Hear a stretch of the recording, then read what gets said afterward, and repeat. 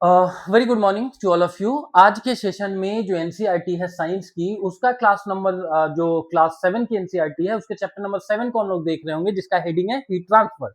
कल ही आपको UPSC prelims का रिजल्ट आया है और जिन लोगों का भी वो रिजल्ट हुआ है, और मेनी कांग्रेट्स टू दोज।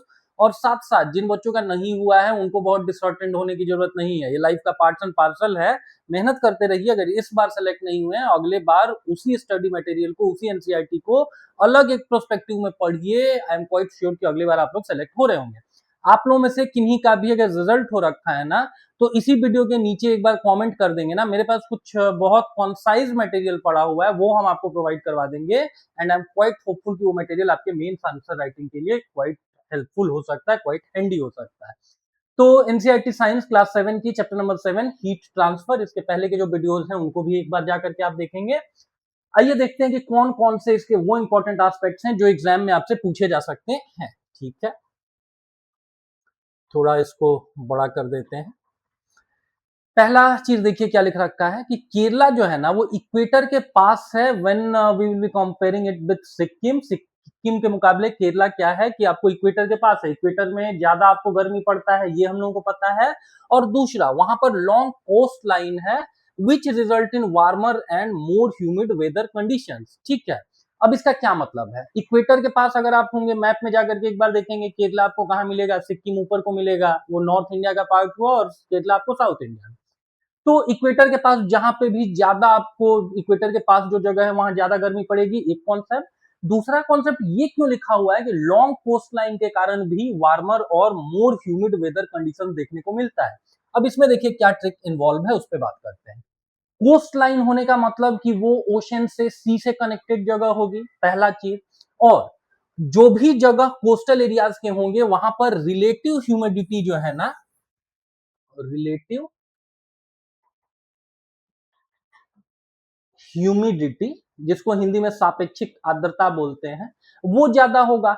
अब सापेक्षिक आर्द्रता या रिलेटिव ह्यूमिडिटी क्या होता है कि एक गिवन टेम्परेचर पर कोई एयर जितने वाटर वेपर को कंटेन करके रख सकता है। ठीक है, फॉर एग्जांपल लेट से अगर मेरा ये वाटर कैरियर है, इसमें 1 लीटर पानी आता है, और अभी फॉर द टाइम बिंग अगर इसको मैंने आधा फिल करके रखा हुआ है ना, 1 लीटर की जब 500 ml फिल कर रखा है ना, तब हम बोलेंगे कि इसकी रिलेटिव ह्यूमिडिटी कितनी है, 50%।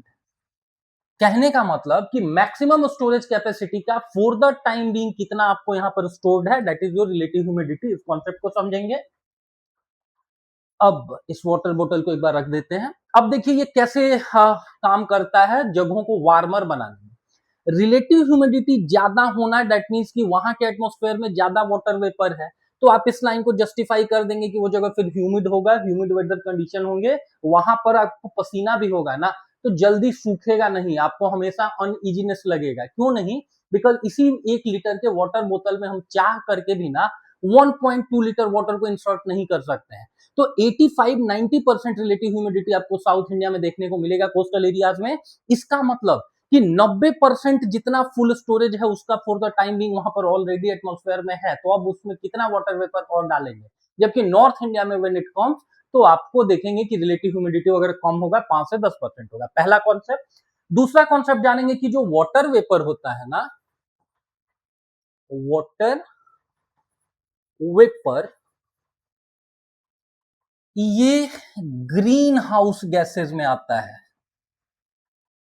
और ग्रीन हाउस गैसेज में आने का मतलब हुआ कि ये हीट को ट्रैप करेगा, और हीट को ट्रैप करेगा दैट मींस कि वहां पर गर्मी ज्यादा पड़ेगा, राइट? तो वही लाइन तो लिख रखा है कि कोस्टल एरियाज में आपको वार्मर चीजें देखने को मिलेंगी, ज्यादा गर्मी, और रिलेटिव ह्यूमिडिटी या ह्यूमिड एटमॉस्फेयर, ह्यूमिड वेदर आपको देखने को मिलेगा। ठीक है, लास्ट क्लासेस में उन्होंने पढ़ाई हुआ था कि जो भी कुकिंग यूटेंसिल्स होते हैं, जो बर्तन होते हैं, वो यूजुअली हम लोग मेटल्स के बनाते हैं, क्योंकि मेटल क्या होते हैं कि वो गुड कंडक्टर ऑफ हीट होते हैं। और उसी बर्तन को पकड़ने वाला जो हैंडल होता है, वो हम लोग क्या करते हैं कि बैड कंडक्टर्स के बनाते हैं, जैसे प्लास्टिक हो गया या वुडन हो गया। ठीक है, हाथ जलाना है तो भैया मेटल का भी बना सकते हैं।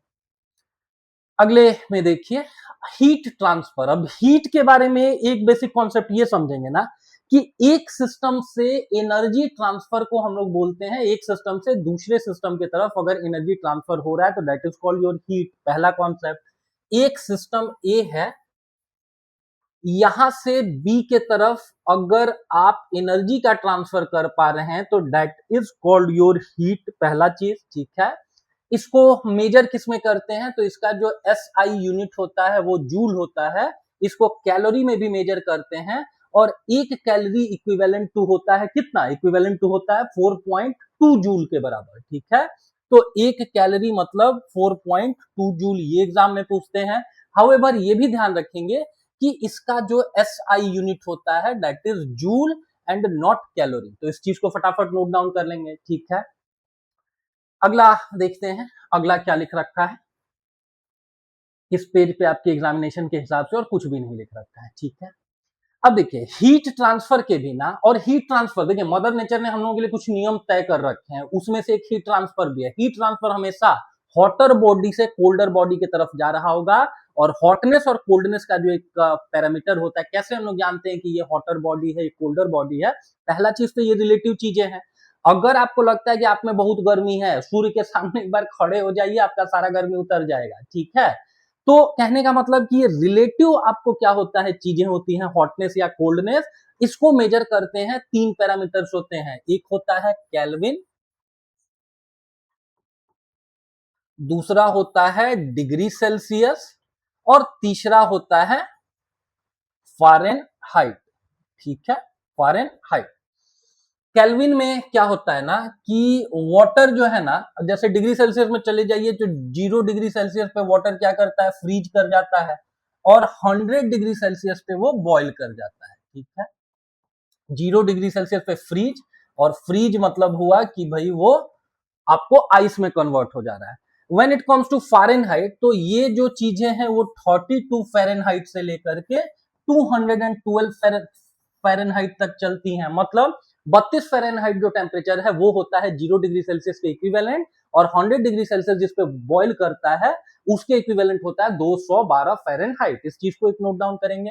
When it comes to Kelvin, तो केल्विन में जानेंगे कि 273 या और भी स्पेसिफिक होकर 273.15 केल्विन पे जो वाटर होता है ना, वो क्या करता है, वो आपको फ्रीज कर जाता है, मतलब आइस में कन्वर्ट हो जाता है, और 373.15 केल्विन पे ये आपको क्या करता है, ये बॉईल कर जाता है, ठीक है।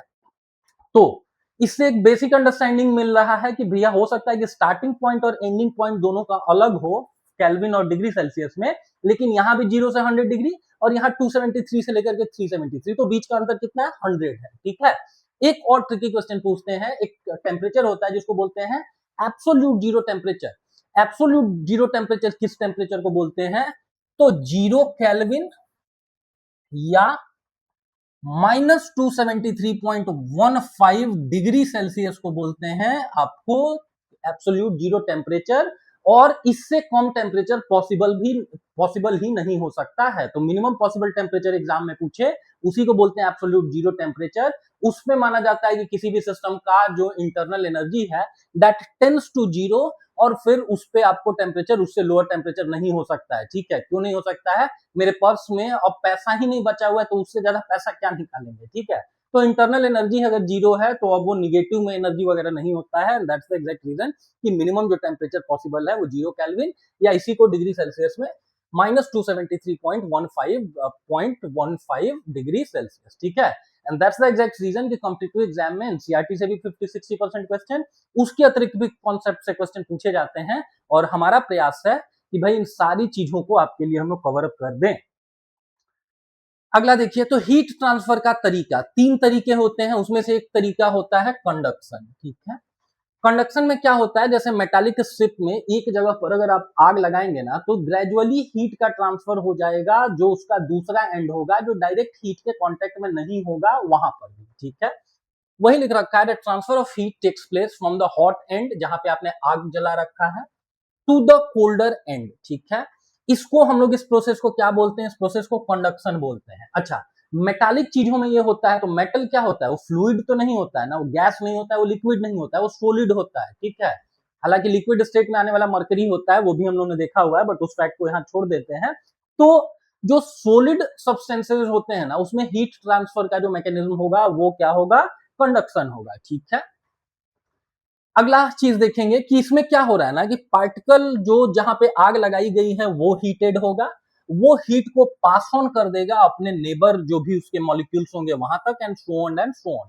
हाउएवर, एक चीज ध्यान रखेंगे कि जो पार्टिकल्स है ना वो कभी भी अपने मूव नहीं करते हैं, ठीक है। जो पार्टिकल्स हैं वो कभी भी अपने मूव नहीं करते हैं, इस चीज को ध्यान रखेंगे, ठीक है।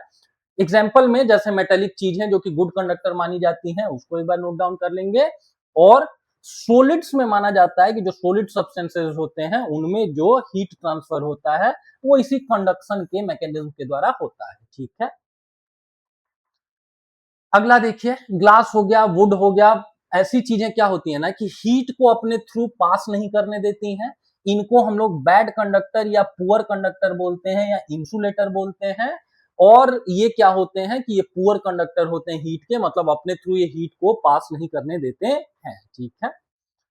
अगला देखिए, एक कॉमन सा फैक्ट लिख रखा है कि विंटर में क्या होता है ना कि वुलन क्लॉथ्स वगैरह अगर हम लोग पहनते हैं तो हम लोग वार्मर फील करते हैं, और उसके पीछे का रीजन क्या है इसको अगले पेज पे दिया हुआ है, इसको हम लोग देखते हैं, ठीक है। अब आपसे ये एनसीईआरटी पूछता है कि आप बताओ कि एयर जो है ना वो गुड कंडक्टर होता है या बैड कंडक्टर होता है, ठीक है। तो वुलन जो फैब्रिक है वो क्या करता है, ट्रैप कर लेता है एयर को इन इट्स पोर्स, ठीक है। जो भी वुलन फैब्रिक होगा देखेंगे कि वो भैया ज्यादा भारी होता है, बीच बीच में टाइनी होल्स बने हुए होते हैं, तो वहां पर क्या होता है कि एयर जो है वो ट्रैप हो जाता है। और एयर ध्यान में रखेंगे कि पुअर कंडक्टर ऑफ हीट होता है, ठीक है। पुअर कंडक्टर ऑफ हीट होता है, इसीलिए ये रिड्यूस करता है हीट फ्लो को हमारे बॉडी से सराउंडिंग के तरफ। एक चीज जानेंगे कि हमारा जो बॉडी है ना, हम ह्यूमन बींग्स कैसे होते हैं, आइसोथर्मल जीव होते हैं। आइसोथर्मल कहने का मतलब कि बाहर का टेम्परेचर अगर 60 डिग्री सेल्सियस है या 0 डिग्री सेल्सियस है तो भी हमारा बॉडी टेम्परेचर मोर और लेस 37.6 डिग्री सेल्सियस पे मेंटेन रहेगा। पहला चीज हम लोगों ने सीखा। तो अब इसमें हम लोग कौन सी चीजें सीख सकते हैं यहां से कि अगर 37.6 डिग्री सेल्सियस पे ही हमारा बॉडी टेम्परेचर है, because we people are isothermal, और हम लोगों ने क्या जाना कि हॉट बॉडी से हमेशा कोल्ड बॉडी की तरफ क्या होगा कि हीट का फ्लो होगा। तो लेट से कि बाहर कड़ाके की ठंड पड़ रही है, बाहर टेम्परेचर है 0 डिग्री सेल्सियस, ठीक है, 0 डिग्री सेल्सियस, तो हीट ट्रांसफर तो इस प्रोसेस में हो जाएगा ना। 37.6 डिग्री सेल्सियस से हमारे बॉडी का सारा हीट जो है वो बाहर को निकल जाएगा, हम लोग अकड़ के मर जाएंगे, ठीक है।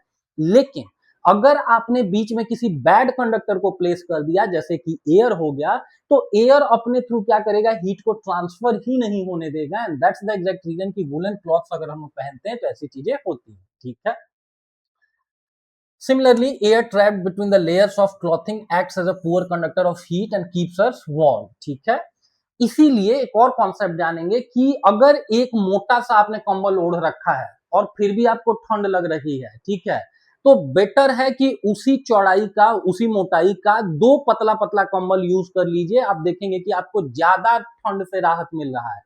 क्यों ऐसा हो रहा है, बिकॉज अब यहां पर दो लेयर ऑफ एयर को आप अपने बॉडी और सराउंडिंग के बीच में ला रहे हैं। आपका बॉडी हो गया, इसके ऊपर आपने ब्लैंकेट, तो यहां पर एक आपको एयर, दूसरा यहां पर एयर ट्रैप हुआ, और दो बार आप क्या कर रहे हैं ना कि बैड कंडक्टर को प्लेस करवा रहे हैं between the surrounding and yourself, and that's the exact reason कि ये आपको ज्यादा गर्म रखेगा, ठीक है। तो ये एक एनसीईआरटी का फैक्ट है, इसको जानेंगे।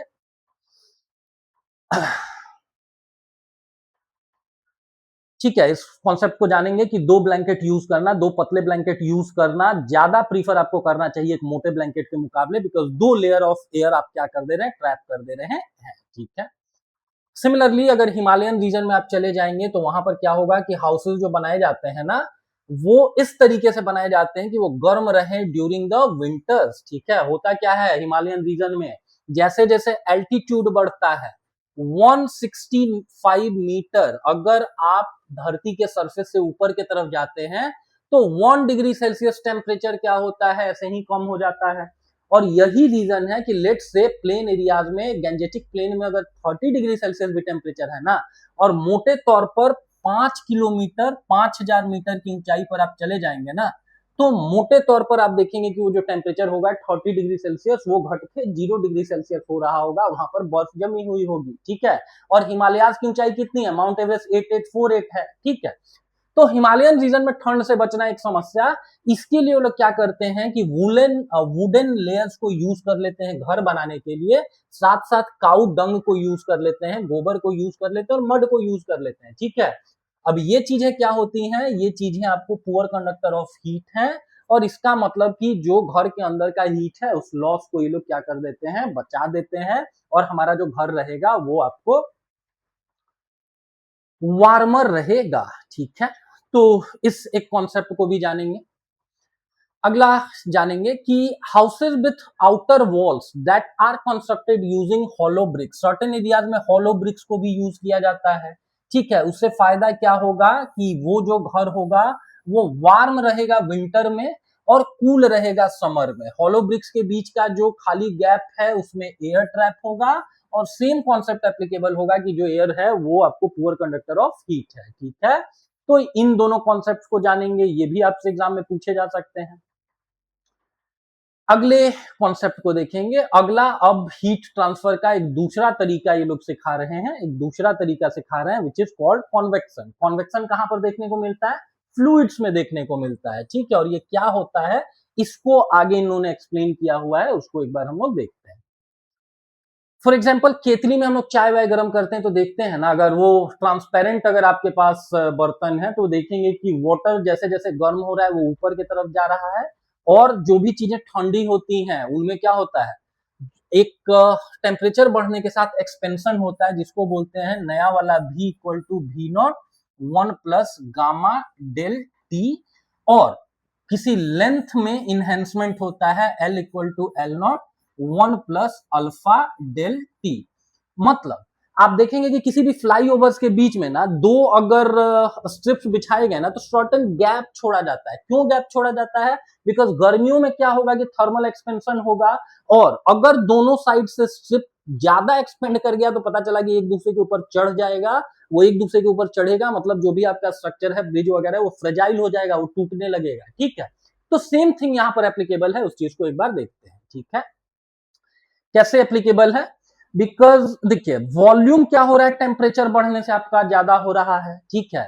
और डेंसिटी का फॉर्मूला क्या होता है, डेंसिटी होता है ना भाई मास बाई वॉल्यूम। तो अगर वॉल्यूम बढ़ रहा है, अगर लेट से आपने चाय बना रहे हैं आप केतली में, तो जहां पे आग लगा हुआ है वहां का टेम्परेचर क्या होगा, ज्यादा होगा। अब वहां का टेम्परेचर अगर ज्यादा है तो इसका मतलब इस फॉर्मूला को अप्लाई करेंगे तो इसका मतलब कि वॉल्यूम ज्यादा हो रहा है, वॉल्यूम ज्यादा हो रहा है, दैट मींस इस फॉर्मूला में अप्लाई करेंगे इसका मतलब कि डेंसिटी कम हो रहा है, ठीक है। इससे ज्यादा समझने की जरूरत नहीं है, ये छोटे बच्चों के लिए चूंकि हम नहीं पढ़ा रहे हैं तो इतना तो यू कुड इजीली अंडरस्टैंड ना कि भैया अगर ये डिनोमिनेटर है अगर ये बढ़ेगा ना तो इसका मतलब डेंसिटी कम होगा। डेंसिटी कम होना, आप देखेंगे कि ऑयल क्या होता है, वो वाटर के सरफेस के ऊपर क्या होता है, तैर रहा होता है, क्यों, क्योंकि ऑयल की जो डेंसिटी होती है वो कम होती है। तो अब केतली में अगर आप चाय गर्म करेंगे ना तो होगा ये कि जो आपको हीट के पास का, जो आपको हीट का सोर्स है उसके पास का जो पानी होगा, चाय होगा वो गर्म होगा, दूध होगा वो गर्म होगा, वो फिर क्या होगा कि धीरे धीरे उसकी डेंसिटी कम मतलब कि वो ऊपर की तरफ मूव ऑन करेगा, ऊपर का जो ठंडा वाला आपको वाटर है वो धीरे धीरे वो ज्यादा डेंसर वो नीचे की तरफ धंसता चला जाएगा, और यही प्रोसेस कंटिन्यू हो रहा होता है कॉन्वेक्शन में, ठीक है। तो इसी चीज को लिख रखा है, इसी को ऐसे भी एक्सप्लेन कर सकते हैं कि भैया अगरबत्ती को अगर आप लोग जलाएंगे ना तो आप देखेंगे कि धुआं जो है वो धीरे धीरे ऊपर की तरफ जा रहा है, सेम थिंग यही वाला कॉन्सेप्ट वहां पर एप्लीकेबल है। क्यों, बिकॉज जो स्मोक होता है ना वो मिक्सचर माना जाता है हॉट गैसेस का, हॉट गैसेस का डेंसिटी कम इसी फॉर्मूले के थ्रू, और डेंसिटी कम मतलब कि वो एटमॉस्फेयर में ऊपर की तरफ उठेगा, ठीक है। साथ साथ स्मोक में कुछ टाइनी सॉलिड पार्टिकल्स भी होते हैं, कार्बन वगैरह भी होता है, दे आर रिलीज, और इसको अगर आप क्लोजली वॉच करेंगे ना तो चूंकि ये आसपास के सराउंडिंग के मुकाबले ज्यादा वार्मर, और इसीलिए ये ऊपर की तरफ उठना शुरू कर देता है, ठीक है। अगले में आ जाइए क्या लिखा हुआ है, the water at the bottom of the beaker, किसी केतली वेतली में अगर हम लोग पानी वानी गर्म करते हैं तो उसमें भी यही वाला सेम कॉन्सेप्ट एप्लीकेबल होता है, ठीक है। The water on the side of the beaker is comparatively cooler, मतलब जो आपको हीट सोर्स के पास वाला पानी होगा वो ज्यादा गर्म होगा, और दूसरा जो पानी होगा वो थोड़ा आपको कोल्ड होगा, ठीक है, वो कोल्डर साइड में होगा, ठीक है। तो जो बॉटम में होगा वो धीरे धीरे हीटअप होगा, ऊपर के तरफ उठेगा, एक्सपेंड करेगा, लाइटर होगा और राइज करेगा। वहीं जो साइड में वाटर होगा वो कूलर होगा, हेवियर होगा और धीरे धीरे इट कम्स डाउन। और यही प्रोसेस चलता रहता है और कंटिन्यूअसली जो वाटर होगा वो कंप्लीट जो वाटर होगा उस केतली के अंदर का, उस बीकर के अंदर का, इट गेट्स हीटेड। ठीक है, तो ये साइकिल कंटिन्यू होगा, इस चीज को जानेंगे। एंटायर जो वॉल्यूम ऑफ वाटर है वो हीटेड होगा थ्रू दिस प्रोसेस। और ऐसे प्रोसेस को आप लोग क्या बोलते हैं, हीट ट्रांसफर अगर इस तरीके से हो रहा है तो उसको हम लोग बोलते हैं कॉन्वेक्शन। ठीक है, हिंदी में इसको बोलते हैं संवहन। ठीक है, तो अब दोनों के बीच का अंतर समझेंगे। जैसे गुड कंडक्टर और बैड कंडक्टर में हमने क्या पढ़ा कि जैसे मेटल में अगर यहाँ पे आपने आग लगाया ना तो एक्चुअल में पार्टिकल, ठीक है, हीट का ट्रांसफर यहां से यहां को होगा, लेकिन एक्चुअल जो पार्टिकल है, एक्चुअल जो मटेरियल है उसका ट्रांसफर नहीं होगा। लेकिन यहाँ केतली में, बीकर में अगर आपने पानी गर्म किया ना तो उसमें आप देख सकते हैं कि actual movement of the particles हो रहा है। ठीक है, तो जहां पर भी actual movement of the particles involve होता है उसको हम लोग कॉन्वेक्शन बोलते हैं। ठीक है, और ये किन में होता है, फ्लूइड में होता है। ठीक है, और फ्लूइड्स का डेफिनेशन हम लोगों ने जाना हुआ है कि या तो इसमें हम लोग लिक्विड्स को कंसीडर करते हैं और या तो गैसेस को कंसीडर करते हैं। ठीक है, ये चीज हुआ। अगला चीज देख रहे होंगे क्या लिख रखा है कि here the heat transfer take place by the actual movement of the particle. यहाँ पर क्या होता है कि एक्चुअली में वो जो भी सब्सटेंस है उसके पार्टिकल्स मूव करते हैं। ठीक है, जैसे लिक्विड हो गया एग्जाम्पल, और गैसेस सिंपली याद रखेंगे। फ्लूइड, फ्लूइड में क्या होता है, हीट ट्रांसफर कॉन्वेक्शन के थ्रू होता है। ठीक है, अब एक कॉन्सेप्ट दिया गया है लैंड एंड सी ब्रिज का। अब लैंड एंड सी ब्रिज क्या होता है इस चीज को जानते हैं। पहला चीज जानेंगे कि हवाओं का नाम हमेशा रखा जाता है उस डायरेक्शन पे जहां से वो फ्लो कर रहे हैं। पहला कॉन्सेप्ट। इसका मतलब कि बिहार में हम लोग एक टर्म यूज करते हैं, पूर्वा बह रहा है, इसका मतलब कि वो पूर्वी डायरेक्शन से बह रहा है। ठीक है, मैप में क्या होता है, इधर को ईस्ट हो गया, इधर को वेस्ट हो गया, ऊपर नॉर्थ और नीचे को साउथ। ठीक है, तो इसका मतलब अगर हम लोग बोल रहे हैं कि पूर्वा बह रहा है, मतलब वो पूर्वी डायरेक्शन से, ईस्टर्न डायरेक्शन से फ्लो कर रहा है। जाड़े के समय में आप ज्योग्राफी में पढ़ते होंगे कि वेस्टर्न डिस्टर्बेंस एक्टिव होता है, जिसको हिंदी में पश्चिमी विक्षोभ बोलते हैं। टर्म क्या है, पश्चिम, पश्चिम मतलब वेस्टर्न साइड। तो फ्लो कहां से हो रहा होगा एयर का, वो वेस्टर्न साइड से हो रहा होगा। ठीक है, पश्चिमी डिस्टर्बेंस मतलब वो मेडिटेरियन सी के आसपास वो चीजें डेवलप होती हैं, ग्रेजुअली इंडिया में आती हैं, लेकिन किस डायरेक्शन से आती है, वेस्टर्न डायरेक्शन से आती है। ठीक है, तो ब्रिज मतलब सिंपली हवा होता है, आप लोगों को पता है। अब लैंड ब्रिज मतलब फिर क्या हुआ, अभी हम लोगों ने क्या बात किया कि हवा का नाम रखते हैं उस डायरेक्शन से जिस डायरेक्शन से वो हवा आ रही है। तो लेट से कि ये कोस्टल एरिया है, यहां पर पानी भरा हुआ है और यहाँ पे एक्चुअली में लैंड का मास है। ठीक है, मतलब यहाँ पर भूमि का टुकड़ा है। तो लैंड ब्रिज मतलब क्या हुआ कि हवा चल रही है भूमि से समुद्र के तरफ, और सी ब्रिज का क्या मतलब हुआ कि हवा चल रही है समुद्र से स्थल के तरफ। ठीक है, इस एक कॉन्सेप्ट को जानेंगे। अब ये होता क्यों है, क्योंकि मदर नेचर ने इस तरीके से चीजों को बना रखा है कि डे टाइम पे क्या होता है ना कि सैंड और सॉइल जो होता है वो ज्यादा हॉट हो जाता है rather than the water in the sea. ठीक है, यहाँ पर अगर पानी भरा हुआ है और उसके सराउंडिंग में एक लैंड है, ठीक है, एक जमीन का टुकड़ा है, तो जमीन का टुकड़ा क्या हो जाता है, ज्यादा गर्म हो जाता है। और इस चैप्टर के स्टार्ट में ही हम लोगों ने बात किया कि हमेशा हीट कहां से कहां की तरफ फ्लो करता है, हॉट बॉडी से कोल्ड बॉडी की तरफ। तो दिन के समय में क्या होता है कि ये आपको जमीन का टुकड़ा ज्यादा गर्म होने का मतलब ये हुआ कि वहां से फिर आपको क्या हो रहा होगा, is hotter than the water in the sea. और नाइट के समय जस्ट उल्टा कॉन्सेप्ट एप्लीकेबल होता है, जैसे ही सूर्य छिपता है ना वैसे ही क्या होता है कि ये जो आपको जमीन का टुकड़ा था ये जितनी तेजी से गर्म हुआ था उतनी ही तेजी से ठंडा हो जाता है। ठीक है, तो गर्म होने के कारण क्या हुआ कि भैया जो भी चीजें हॉटर एयर था वो धीरे धीरे क्या हो गया, वो ऊपर की तरफ उठ गया। ऊपर की तरफ अगर वो उठ गया तो इसका मतलब वहां पर एक वैक्यूम लाइक सिचुएशन क्रिएट हुआ। उसको फिल करने के लिए फिर क्या हो रहा होगा कि सराउंडिंग एरिया से एयर सर्कुलेशन प्रारंभ होगा, and that's the concept behind land and sea breeze. ठीक है,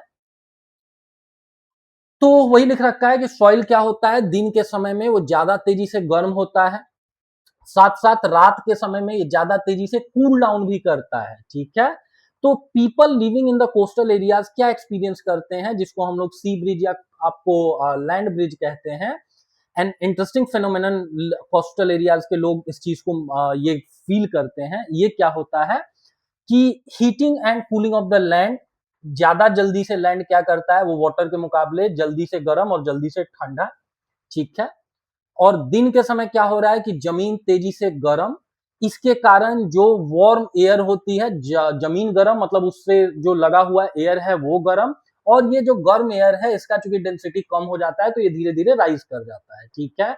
अब राइज कर गया तो यहाँ पर एक वैक्यूम लाइक सिचुएशन क्रिएट हुआ, और वैक्यूम लाइक सिचुएशन का क्रिएट होना मतलब सराउंडिंग एरिया से आपको क्या हो रहा होगा, आपको जो ठंडा वाला सी है या ओशन है वहां से एयर फ्लो करना शुरू हो जाएगा आपको जमीन के तरफ, ठीक है। तो इसको हम लोग बोल देते हैं सी ब्रिज।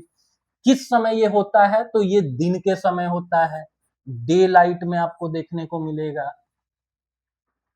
और रात के समय इसका वाइस वर्सा एप्लीकेबल हो जाता है, ठीक है। रात के समय में जो आपको ओशन है, जो सी है, वो ज्यादा गर्म रह गया, और तब फिर इसी का उल्टा कॉन्सेप्ट एप्लीकेबल होगा। हम आपको क्या सजेस्ट करेंगे, दोनों चीजें कभी भी याद मत करिएगा, बस एक ही चीज याद रखिए, दिन के समय में क्या होता है, जमीन जल्दी गर्म, बिकॉज दोनों चीजें याद रखेंगे तो एग्जाम में हो सकता है आप कंफ्यूज कर जाए। दिन के समय जमीन ज्यादा गर्म, ज्यादा गर्म मतलब वहां पर जो एयर है वो ऊपर की तरफ उठ गया, और उस जगह को फिल करने के लिए समुद्र से क्या होता है, आपको सी ब्रिज, ठंडी हवाएं चलती हैं। And that's the exact reason की एक लाइन बस याद रखिए, डे लाइट में क्या चलता है, सी ब्रिज, इसका उल्टा नाइट के समय में क्या होता होगा, लैंड ब्रिज चलता होगा, ठीक है। तो इसी यही एक रीजन लिख रखा है कि हॉट प्लेसेस में आप जाएंगे ना तो सी ब्रिज क्या करता है, लोगों को गर्मी से राहत देता है, और विंडोज ऑफ द हाउसेज इसीलिए क्या किया जाता है कोस्टल एरियाज में, इस तरीके से बनाया जाता है कि वो सी को फेस कर सके, ठीक है। रात के समय में जस्ट इसका उल्टा कॉन्सेप्ट एप्लीकेबल होता है, इसको देख लेंगे, उस कॉन्सेप्ट को हम लोग बोलते हैं लैंड ब्रिज, ठीक है।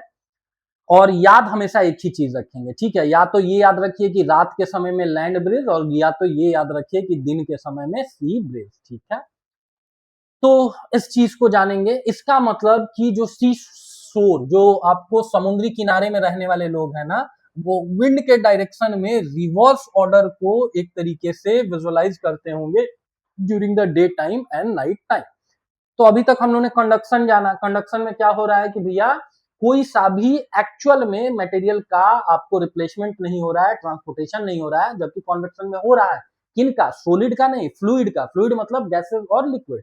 अब देखते हैं रेडिएशन। रेडिएशन मतलब क्या होता है, सिंपली कि अगर कोई सा भी सब्सटेंस, कोई सा भी मीडियम अवेलेबल नहीं है तब क्या हीट ट्रांसफर नहीं होगा। सन और अर्थ के बीच में क्या है, वैक्यूम है मोस्ट ऑफ द एरियाज में। अगर अर्थ के एटमोस्फेयर को छोड़ दीजिए, आउटर स्पेस में चले जाएंगे तो वहां वैक्यूम है। तो भैया सूर्य की गर्मी, सूर्य का हीट हम लोगों तक कैसे पहुंच रहा है, तो जब मीडियम ही नहीं चाहिए वहां पर एप्लीकेबल होता है रेडिएशन का कॉन्सेप्ट। अब रेडिएशन को देखते हैं, देखिए क्या लिख रखा है, डायरेक्टली हीट ट्रांसफर अगर हो जाए फायर या हॉट ऑब्जेक्ट से आपको कूलर ऑब्जेक्ट्स के तरफ, इसको बोलते हैं रेडिएशन। जैसे एग्जांपल में कि सन का जो हीट है वो हम लोगों तक पहुंचता है थ्रू दैट प्रोसेस, बिकॉज बीच में वैक्यूम है, इसका मतलब कि कोई भी मीडियम ही नहीं था, ना सॉलिड ना लिक्विड ना गैसेस, फिर भी हीट ट्रांसफर हो सकता है, ठीक है। जितने भी ऑब्जेक्ट्स होते हैं वो रेडिएट करते हैं हीट टू सम एक्सटेंट। एक hot utensil kept away from the flame cools down after some time. कोई एक आप आग के भट्टी में ना किसी मेटेलिक प्लेट को रखेंगे ना तो देखेंगे वो लाल हो जाएगा, ठीक है। वो रेडिएट कर रहा होता है हीट, और ग्रेजुअली क्या होता है, अगर वो कूल डाउन हो गया तो उसका हीट का जो रेडिएशन होगा फिर वो कम हो जाता है, ठीक है। क्यों कम होता है, क्योंकि जितना भी मेरे पास हीट था, जो हॉट यूटेंसिल था, वो कूल डाउन इसीलिए हुआ बिकॉज उसने अपने हीट को क्या कर दिया ना, कि सराउंडिंग्स के साथ बांट लिया, उसके साथ शेयर कर दिया, ठीक है। एक और कॉन्सेप्ट जानेंगे सामान्य सा, कि लाइट कलर के क्लॉथ हम लोग क्या करते हैं, गर्मियों के समय में पहनते हैं, बिकॉज गर्मियों के समय में हमको ठंडक चाहिए होता है और गर्मी नहीं चाहिए होता है।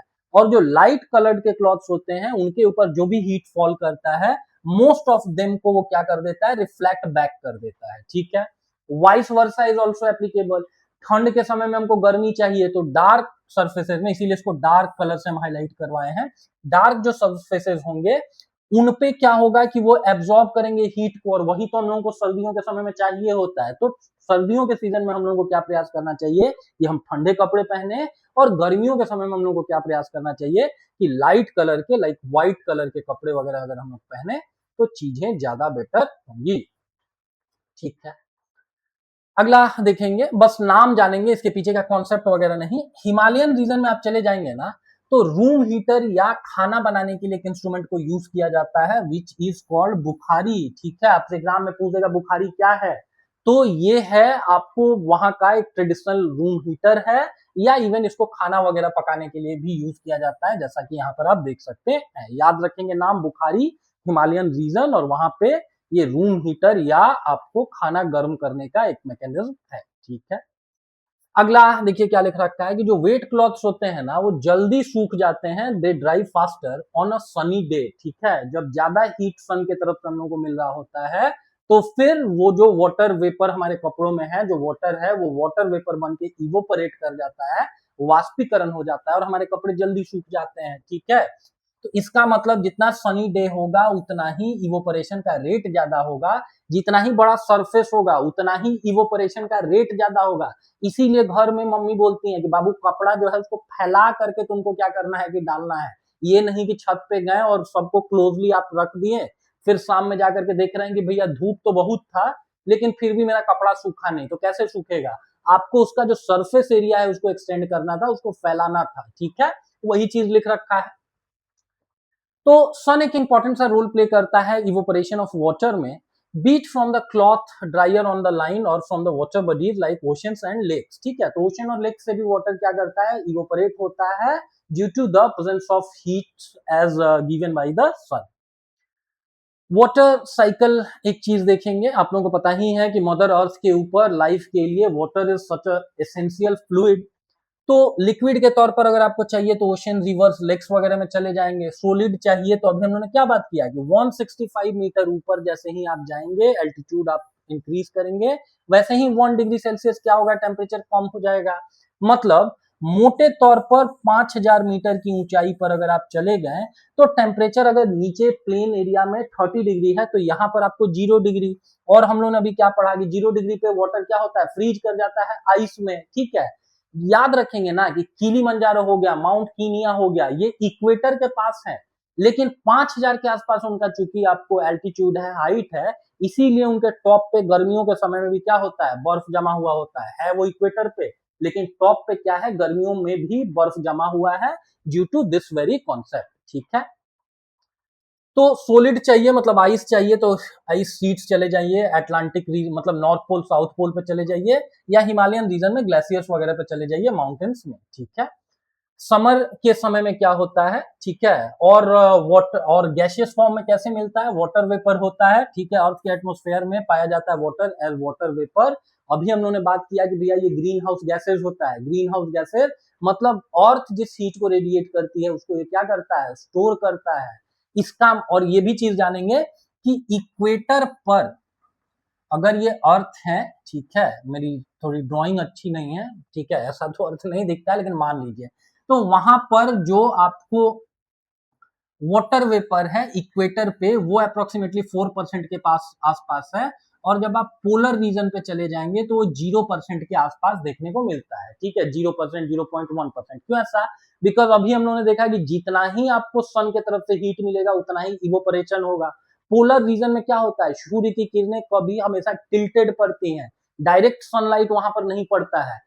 कैप्रिकॉर्न और कैंसर के बियॉन्ड सन कभी भी स्ट्रेट आपको रेज नहीं प्रोवाइड करवा पाता है, and that's the exact reason कि वहां पर पानी इवोपरेट नहीं करता, और तभी वहां के एटमॉस्फेयर में जो वाटर वेपर है उसका कंटेंट 0 होता है। ठीक है, तो ये सारा प्रोसेस धरती पर चलते रहता है। जैसे समर के समय में क्या होगा कि जो आइस होगा वो मेल्ट कर जाएगा, वो वाटर में कन्वर्ट हो जाएगा।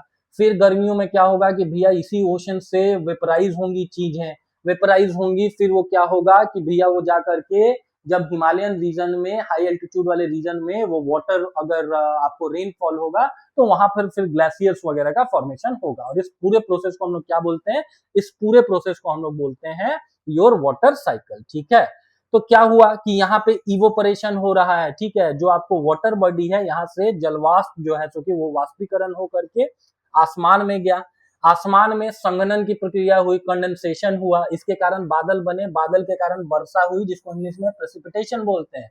इसके कारण फिर क्या हुआ कि इसके कारण फिर वाटरफॉल के कारण अगर माउंटेन रीजन्स में ये वाटरफॉल हुआ तो वो ग्लेशियर्स का पार्ट बन जाएगा, आइस सीट का पार्ट बन जाएगा, वही लिखा हुआ है। प्लांट्स क्या करते हैं, ट्रांसपीरेशन करते हैं, और इसके कारण भी जो एटमॉस्फेयर है उसमें क्या हो रहा होता है, जो वाटर ऐड हो रहा होता है। तो ये पीसीएस एग्जाम का फेवरेट क्वेश्चन है कि क्या ट्रांसपीरेशन भी आपको कंट्रीब्यूट करता है वाटर साइकिल में, तो ये भी आपको कंट्रीब्यूट करता है। ठीक है, अगले में देखते हैं। तो इन्हीं सारी चीजों को हम लोग बोलते हैं वाटर साइकिल। वराह मिहिर के बारे में लिखा हुआ है, ये गुप्ताज एरा के क्या थे कि एस्ट्रोनॉमर थे, मैथमेटिशियन थे। कहां पे थे, गुप्ताज लोगों की जो कैपिटल थी, पहले पाटलिपुत्रा होती थी, फिर उज्जैन होती थी। इंडिया के आज तक के जो सबसे बड़े राजा माने जाते हैं चंद्रगुप्त विक्रमादित्य टू, जिनका रेन है 380 एडी से लेकर के 414 एडी तक, इन्हीं के कोर्ट में 9 जेवल्स थे, 9 रत्न थे, और माना जाता है कि वराह मिहिर उसी समय के थे। ठीक है, तो इन्होंने कौन सी किताब लिखी है, हिस्ट्री में बार बार पूछ देते हैं, बृहद संहिता लिखा हुआ है। एस्ट्रोलॉजर नहीं लिखा हुआ है, एस्ट्रोनॉमर लिखा हुआ है। एस्ट्रोलॉजर ज्योतिष को बोलते हैं, जो आपका हाथ देखता है। एस्ट्रोनॉमर मतलब जो आकाश वगैरह की जो भी खगोलीय पिंड वगैरह हैं, टेरेस्ट्रियल बॉडीज हैं, उनकी जो भी कैलकुलेशन वगैरह करता है, दैट इज योर एस्ट्रोनॉमर। तो इन्होंने बहुत पहले ही बता रखा है कि अगर आपको रेनफॉल को प्रेडिक्ट करना है ना, तो भैया अगर आप क्लाउड फॉर्मेशन वगैरह के ऊपर अगर आप ध्यान देंगे, विंड के पैटर्न को ध्यान देंगे, पोजीशन ऑफ द स्टार्स को देखेंगे, तो आपको पता चलेगा कि भैया सन अभी कितना इंटेंस है। ठीक है, तो इन्हीं सारी चीजों के थ्रू आप रेनफॉल को आप प्रिडिक्ट कर सकते हैं। ठीक है, अगला देखिए क्या लिख रखा है। वाटर जो है वो धीरे धीरे क्या करता है, आप 3 तरीके का मिट्टी लीजिए। एक तो आप ले लीजिए ग्रेवल, जो आपको कंकड़ पत्थर हो गया। दूसरा आप सैंड ले लीजिए, और तीसरा एकदम फाइन वाला मिट्टी ले लीजिए, that is called your clay. तो कंकड़ पत्थर जब भी आप हाथ में उठा करके देखेंगे ना, तो 2-3 कंकड़ पत्थर के बीच में बहुत बड़ा एक गैप होगा। ये गैप कम होता जाएगा जब आप सैंड की तरफ जाएंगे, और सबसे कम गैप होगा जब आप क्ले, चिकनी मिट्टी को पकड़ेंगे। तो जो भी ऐसा ग्रेवल वाला लैंड होगा ना, उसमें वाटर क्या करता है कि बहुत तेजी से जो रेन वाटर है वो ग्राउंड वाटर का पार्ट बन जाता है। इस चीज को जानेंगे। इससे कम तेजी से वो पार्ट बनेगा सैंड में, और पानी और कम तेजी से रिस रहा होगा क्ले वाले सॉइल के तरफ। ठीक है, क्यों ऐसा, बिकॉज ग्रेवल वाला जो पार्टिकल्स है वो ज्यादा वाइडर है, एंड सो ऑन, और जो क्ले होता है उसमें जो पार्टिकल्स होते हैं वो बहुत क्लोजली एसोसिएटेड होते हैं, उनके बीच में कोई बड़ा वाला आपको गैप, बड़ा वाला पोर देखने को नहीं मिलता है। तो सरफेस वाटर, आपके अंडरग्राउंड वाटर का जब पार्ट बनता है, इसको बोलते हैं इनफिल्ट्रेशन। ठीक है, मॉडर्न हिस्ट्री में आप लोग पढ़ते होंगे कि भाई मैकॉले ने भी एजुकेशन को लेके इनफिल्ट्रेशन का एक सिद्धांत दिया है, टपकन या छानना। जिस तरीके से छन्नी से धीरे धीरे करके पानी क्या होता है कि हमारे कप में आ जाता है, चाय हमारे कप में आ जाती है, वैसे ही रेन वाटर धीरे धीरे अंडरग्राउंड वाटर का पार्ट बनता है through that process called infiltration. ठीक है, ये ज्यादा होगा अगर स्पेस ज्यादा होगा सॉइल और रॉक पार्टिकल्स के बीच का, जैसे कि ग्रेवल हो गया। ठीक है, और आगे जाकर के ये क्या करता है कि ग्राउंड वाटर का पार्ट बन जाता है, वही चीज लिखा हुआ है। और अंडरग्राउंड लेयर में आप देखेंगे कि जो ऐसे सेंडिमेंट्स होते हैं या ऐसे रॉक्स होते हैं जो इस वाटर को स्टोर करके रख पाने में कैपेबल होते हैं अपने पोर स्पेस में, अपने बीच के खाली जगह में, उसको हम लोग बोलते हैं एक्वीफर्स। ठीक है, एक और कॉन्सेप्ट समझेंगे अंडरग्राउंड वाटर को लेकर के, एक टर्म है which is called dark zone. अब डार्क जोन क्या है ना कि भैया सिटीज में आपका वाटर का एक्सेसिव डिमांड है, हम लोग क्या करते हैं कि वाटर का बोरिंग शुरू कर देते हैं। बोरिंग के कारण क्या होता है कि जितना तेजी से वाटर रिचार्ज हो सकता था उससे ज्यादा हम लोग यूज कर लेते हैं, इसके कारण अंडरग्राउंड वाटर की कमी हो जाती है। That particular thing is called dark zone of underground water. ठीक है, तो वाटर जो हम लोग एक्सट्रैक्ट करते हैं वेल वगैरह से डिग करके या बोरिंग वगैरह के थ्रू, ये पानी कहां से आता है, इसी एक्विफायर्स वगैरह से आता है। इस चीज को जानेंगे, और ये डिपेंड करता है कि कैसी जगह है। वाटर में be a very few metres to hundred of metres below the ground depending on the location. जैसे एक भारत सरकार की योजना है हर घर नल का जल। ठीक है, तो बिहार में ही आप चले जाएंगे ना, बिहार में ही चले जाएंगे तो एक तो नॉर्थ बिहार हो गया, एक साउथ बिहार हो गया, सिवान, गोपालगंज, छपरा, इन सारी जगहों में जाएंगे ना नॉर्थ बिहार में, तो अंडरग्राउंड वाटर अगर आपको चाहिए ना, तो 4, 5, 6, 10, 20, 15 मीटर ही अगर आप डिग कर देंगे तो आपको पानी मिल जाएगा। ठीक है, मतलब 4 मीटर तो कम बोल दिया हमने, 15-20 मीटर पे आपको पानी मिल जाएगा। तो हर घर नल का जल जब नहीं ये योजना थी ना, तभी भी लोगों को पानी, साफ पानी मिलता ही था। वही साउथ बिहार में चले जाएंगे, गया रीजन में चले जाएंगे ना, तो वहां पर लोगों को वास्तव में पानी के लिए स्ट्रगल करना पड़ता है। मेरा तो पर्सनल सजेशन ये है कि भैया नॉर्थ बिहार से हटा करके इस स्कीम को और ज्यादा से ज्यादा साउथ बिहार के जो भाई लोग हैं उन तक प्रोवाइड करवाया जाए। नॉर्थ बिहार में ऐसा पानी वानी का कमी नहीं है।